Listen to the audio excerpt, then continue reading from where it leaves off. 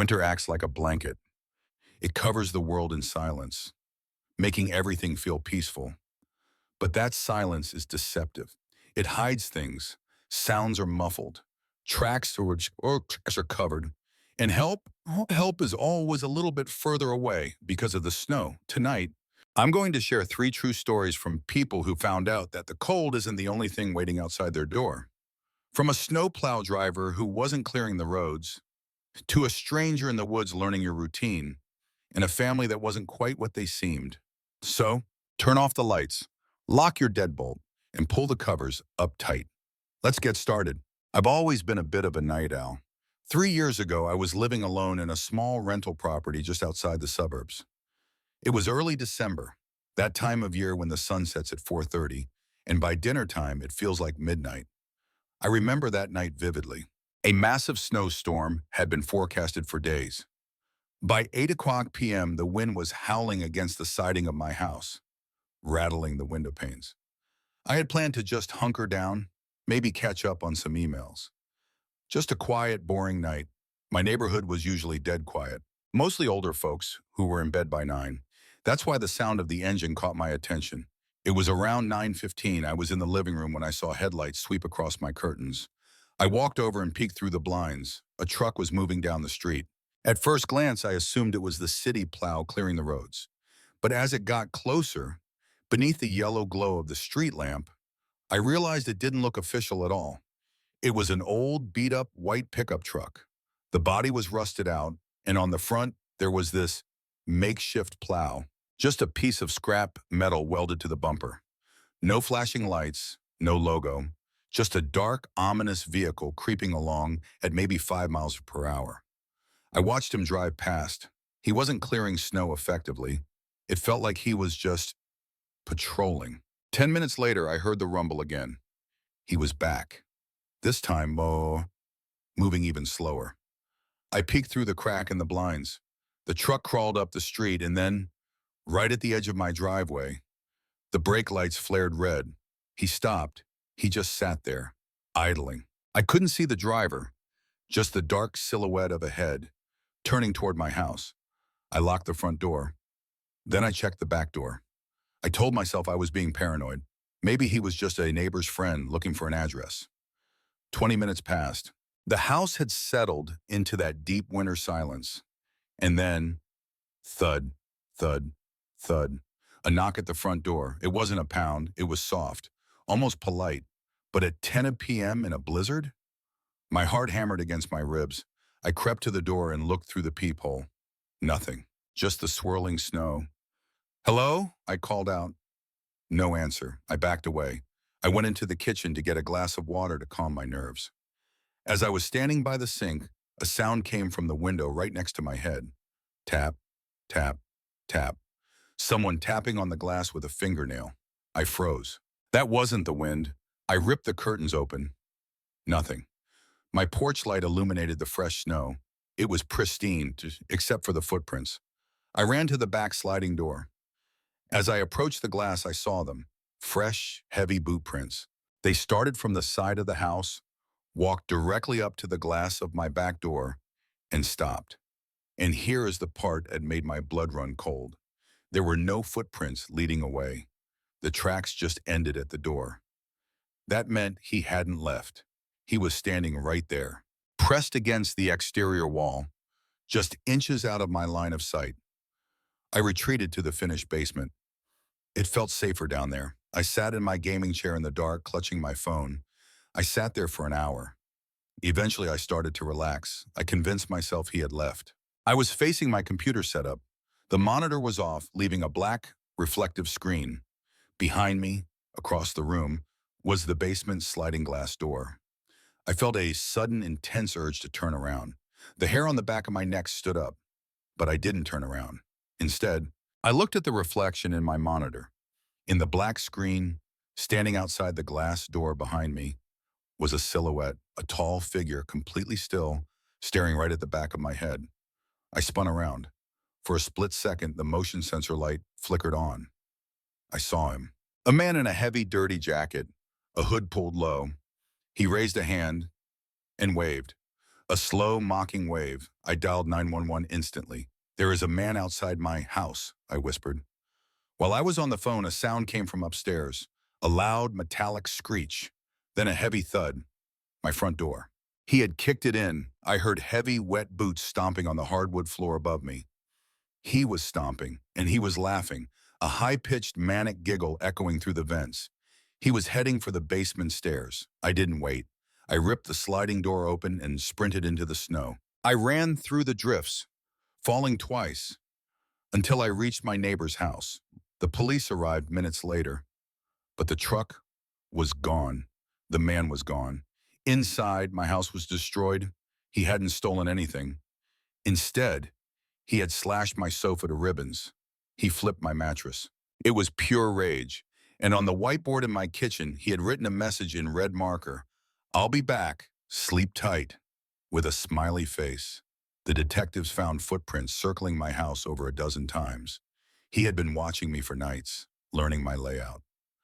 I moved out the next week, but every time it snows and I see a plow truck driving a little too slowly down the street, I still freeze.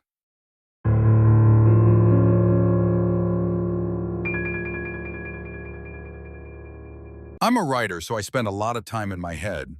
I moved to this house specifically for the isolation. It sits at the very end of a cul-de-sac, and the backyard is massive. Just a stretch of grass that ends in a dense, thick wall of pine trees. Beyond that, miles of state forest. When I signed the lease in the summer, it was paradise. But when winter hit last January, that tree line changed. It stopped looking like nature and started looking like a wall, a dark, impenetrable wall. It started with the light. I work late, usually until 2 or 3 a.m. One night, I was in the kitchen getting water, looking out the back window. Deep in the woods, maybe 50 yards in, I saw a flicker. It was a soft orange glow, steady, like a candle or a very small fire. I watched it for 10 minutes. It didn't move. I told myself it was a hunter, or maybe kids partying. I went to bed. The next morning, curiosity got the better of me. I put on my coat and walked out to the backyard. The snow was fresh from a storm 2 days prior. I found footprints. They emerged from the tree line on the left side of my yard, walked in a wide arc, staying about 20 feet away from my fence, and then disappeared back into the woods on the right side. It was weird, but not illegal. Someone cutting through? I shrugged it off. 2 nights later, the light was back. Same spot. But the next morning, the tracks were different. This time, the footprints came out of the woods and walked in a straight line toward my house. They stopped exactly halfway across the yard. Then, the tracks paced back and forth, left, right, left, right. Someone had walked a 10-foot line over and over again, packing the snow down into a hard trench. Then, they turned around and walked back into the woods. Why would someone stand in the middle of my yard and pace in the middle of the night? Over the next week, it became a game, a terrifying game. Every night, I'd see the faint glow in the trees. Every morning, I'd check the snow. The tracks were getting closer. Wednesday, they came up to the old swing set, 30 feet from the house. Thursday, they circled my shed. Friday, I found a face print in the snow on my back patio window. Someone had pressed their forehead against the glass. I stopped sleeping. I started keeping a baseball bat by the door. I kept the blinds purely shut. But the worst part wasn't the fear. It was the anger. This was my house, my sanctuary, and this creep was taking it away from me. On Saturday night around 3:02 a.m., I saw the glow again. Something inside me snapped. It was a mix of exhaustion and adrenaline. I put on my boots, I grabbed the bat, and I grabbed my high-powered hunting flashlight. I didn't turn on the porch light. I opened the back door quietly and stepped out into the freezing air. The snow crunched loudly under my feet. I walked straight toward the tree line, following my own breath in the air. As I got closer to the trees, the wind died down. It was dead silent. I stepped into the woods. "Hey," I shouted, "I know you're out here." I clicked the flashlight on. The beam cut through the darkness. About 20 yards in, there was a small clearing, and there he was, a small campfire, barely more than embers, was smoldering in a hole in the ground. Sitting on a log next to it was a man. He looked surprisingly normal. He wasn't a monster. He was a guy in his 40s wearing a faded blue winter coat and a beanie. He didn't run, he didn't attack. He just looked up at me, squinting into the light. "You're trespassing," I said, my voice shaking. "Get off my property." He poked the fire with a stick. "Technically," he said, his voice raspy, "I'm on state land. Your property line ends at the old oak tree." I was stunned by his calmness. "You've been in my yard," I yelled. "I've seen the tracks. You're watching my house." He smiled. It wasn't a nice smile. It was a smile that didn't reach his eyes. "I'm not staring," he said. "I'm studying." "Studying what?" "Patterns," he whispered. "You have good patterns. Lights on at 6 o'clock p.m., dinner at 7:15, TV until 11 unquam, bathroom break at 1:30 a.m. You sleep on your left side. You leave the hallway light on." My stomach dropped. He knew everything. "I'm calling the police," I said, backing away. "If you're not gone in 10 minutes, they're coming with mugs." He just shrugged. "Okay." He turned back to the fire, ignoring me completely. I ran back to the house, locked the door, and called the cops. It took them 40 minutes to get out to my remote location. By the time we went back into the woods, he was gone. But he left his camp. The police found a tent packed with gear. Inside a plastic waterproof crate, they found the study materials. There were photos, hundreds of them. Photos of my house from the tree line, photos of me taking out the trash, photos taken through my kitchen window while I was eating, and a notebook. The officer showed me one page. It was a drawing of my floor plan. He had guessed the layout of my house perfectly just by watching. At the bottom of the page, he had written, "Subject is becoming aware. Tension is high. He came out tonight, brave. It's time to move on. Leave the gear. Circle back in winter 2025. The police never caught him. They ran the fingerprints on the gear, but he had no record. They told me he was likely a drifter, someone who moves from town to town, finding a house, obsessing over it, and then moving on before he gets caught. I moved out. I live in an apartment building now, on the 4th floor, in the middle of the city. I need neighbors. I need noise because sometimes, late at night, I wonder where he is. And I wonder whose patterns he's studying right now.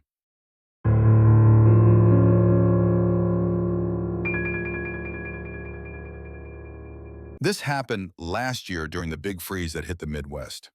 The temperature dropped to 20 below zero. The power grid couldn't handle it, and the transformers started blowing one by one. My house was the only one on the block with a working whole house generator. I've always been a prepper, so while the rest of the street went dark, my windows were glowing with warm yellow light. I felt guilty about it, honestly. Around 6:00 p.m., a knock came at the door. I opened it to find a man and two children standing on my porch. The man looked to be in his 30s, clean-shaven, well-dressed, but shivering violently. The kids, a boy and a girl, maybe 7 and 9 years old, they looked absolutely frozen. Their lips were turning blue. "I'm so sorry to bother you," the man said, his teeth chattering. "I'm Mark. We live 3 streets over. Our heat is out, and the fireplace isn't working. The kids, they're freezing. I saw your lights. Can we just stand in your entryway for 10 minutes? I'll pay you. I'm not a monster." "No, no, come in," I said, ushering them inside. "Don't worry about money." They stepped into the warmth. I closed the door against the wind.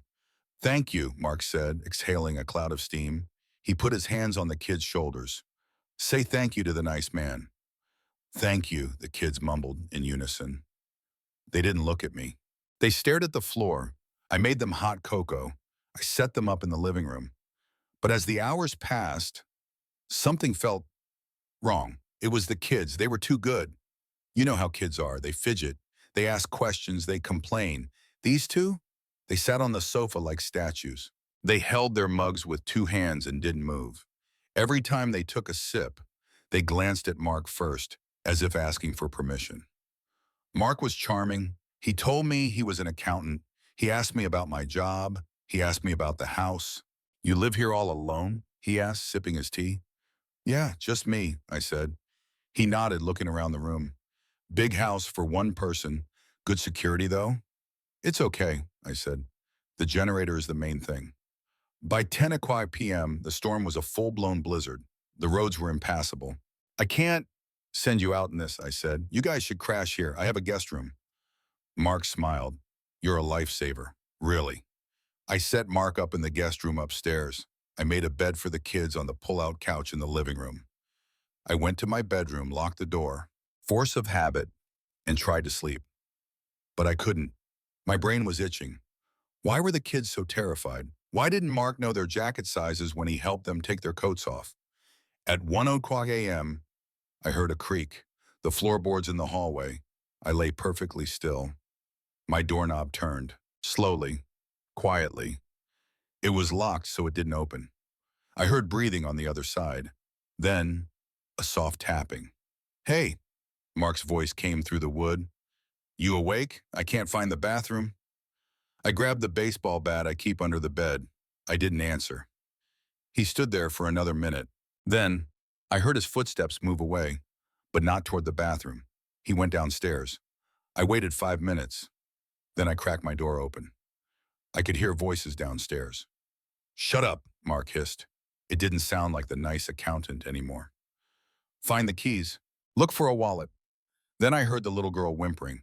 I want to go home, she cried softly. You are home, Mark snapped. Now start looking. I realized then he wasn't their father. I didn't have my cell phone. I had left it charging in the kitchen downstairs. But I had a landline in my bedroom. Thank God for the generator keeping the phone lines active. I dialed 911. I whispered the situation to the operator. I have a home invader. He has hostages, 2 kids. I stayed on the line.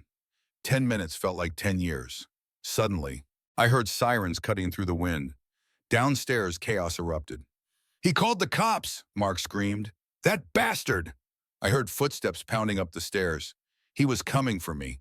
I braced myself against the door, holding the bat. Bam! He threw his body against my bedroom door.